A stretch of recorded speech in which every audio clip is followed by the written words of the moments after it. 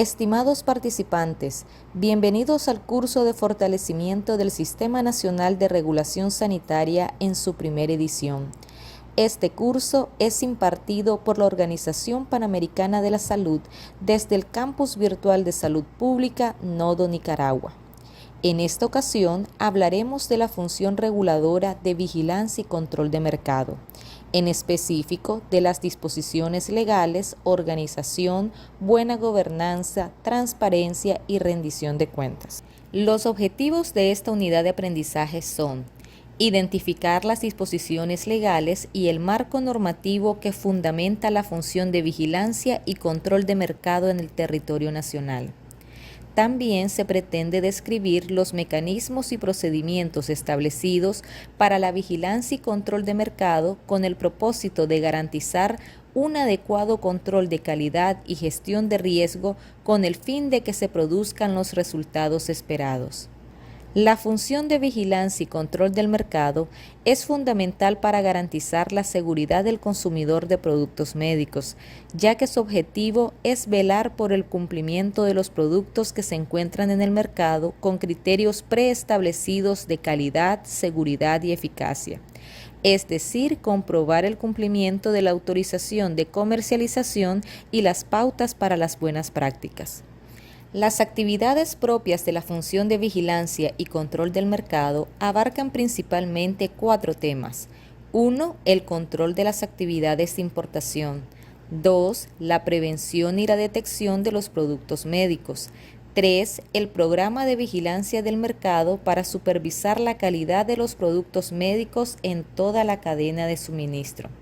4. El control de actividades promocionales, comerciales y publicitarias.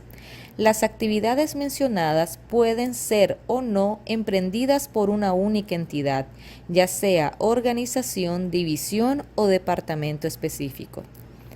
Una de las actividades para ejercer la función de vigilancia y control del mercado presenta una limitación general en aquellos países donde la publicidad no se permite o está restringida a productos médicos concretos, por ejemplo, productos médicos sin prescripción.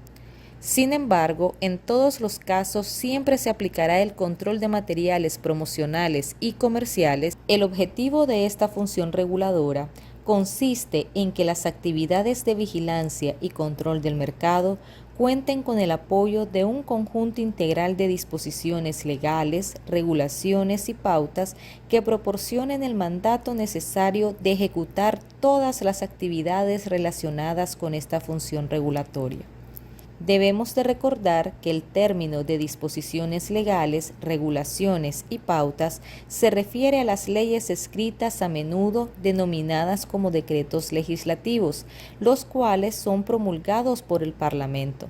Las regulaciones y pautas, por otra parte, pueden ser también preparadas por un decreto ejecutivo, ministerial o un acto legislativo de la autoridad reguladora nacional. Las regulaciones pueden ser promulgadas por el organismo a quien la autoridad ha delegado para dictar las mismas. Las pautas son documentos departamentales utilizados para interpretar la legislación o una regulación. Aunque pueden derivarse de la legislación, a menudo son usadas para asegurar sobre el cómo se cumple esta regulación. La condición legal de estas directrices puede variar de un país a otro, pero en todos los casos no tendrá el mismo nivel de empoderamiento como un acto legislativo. El país debe establecer un proceso para demostrar que los requisitos aplicables a los medicamentos han sido publicados oficialmente y se encuentran disponibles para los actores que los implementarán. A continuación, conoceremos las diferentes directrices para el análisis de las disposiciones normativas. En primer lugar, deben de existir disposiciones legales y regulaciones relativas a las actividades de importación, incluida la intervención regulatoria permanente en puertos de entrada y salida. Esto implica que las actividades de importación de productos médicos se llevan a cabo de conformidad con el mandato promulgado por las disposiciones legales, regulaciones y pautas pertinentes de conformidad con la aplicación y observación de la Autoridad de Regulación Nacional. Estas actividades pueden realizarse en colaboración con otras autoridades procedentes, por ejemplo, de aduanas. Estos mandatos deben exigir que las transacciones relativas a la importación de partidas de productos médicos sean efectuadas por entidades autorizadas y que sigan buenas prácticas de almacenamiento y distribución. En casos excepcionales, por ejemplo, situaciones de emergencia en interés de la salud pública, la Autoridad Nacional de Regulación Sanitaria puede conservar la facultad discrecional de no aplicar a determinados envíos de productos médicos algunos requisitos sobre concesión de licencias o autorización. Tales situaciones deben de ser justificadas debidamente y no han de comprometer la seguridad del paciente o el equilibrio de riesgos y beneficios de los productos médicos. La importación de productos médicos debe canalizarse exclusivamente a través de puertos aéreos, marítimos o terrestres designados. Estos puertos de entrada y salida deben de tener la capacidad permanente para la intervención regulatoria, algo esencial para velar por el cumplimiento y la aplicación de los mandatos pertinentes. Cuando así lo justifique el volumen de trabajo, se puede situar a inspectores de tiempo completo o parcial en uno o más de estos puestos señalados. Lo anterior puede ser analizado con las siguientes evidencias: disposiciones legales válidas para las actividades de importación de productos médicos, regulaciones pertinentes para la importación de productos médicos, pautas procedentes para las actividades de importación, incluidas las buenas prácticas de almacenamiento y distribución, pruebas de la intervención regulatoria permanente en los puertos de entrada y de salida.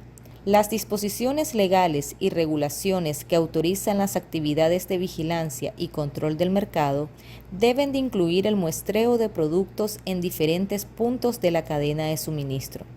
Esto implica que deben de existir disposiciones legales y regulaciones que establezcan un programa de vigilancia del mercado.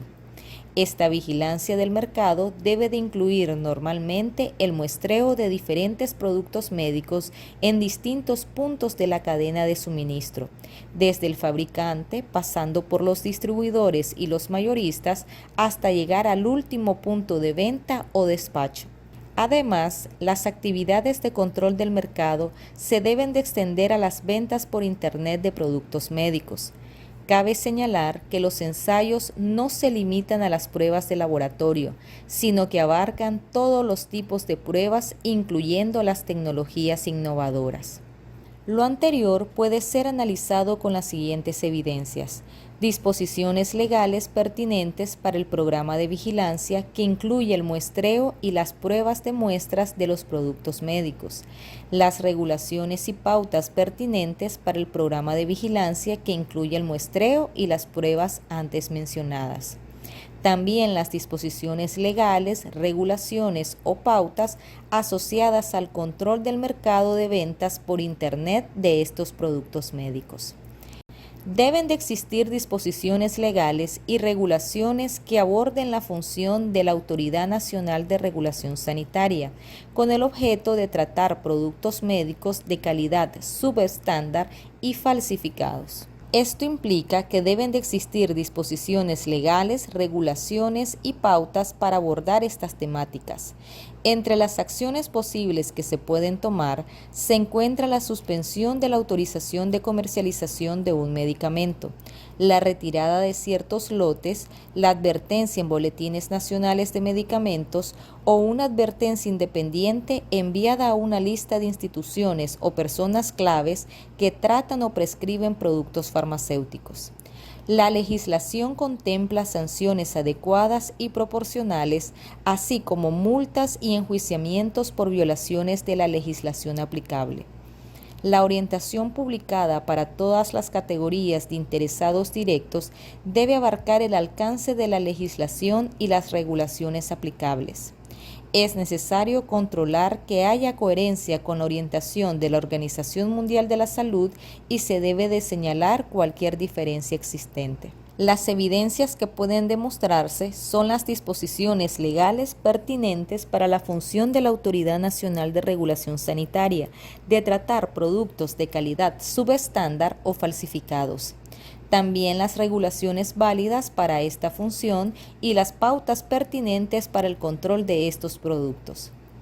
Las disposiciones legales y regulaciones deben controlar la promoción, la comercialización y la publicidad de productos médicos a fin de evitar la comunicación de información falsa o engañosa.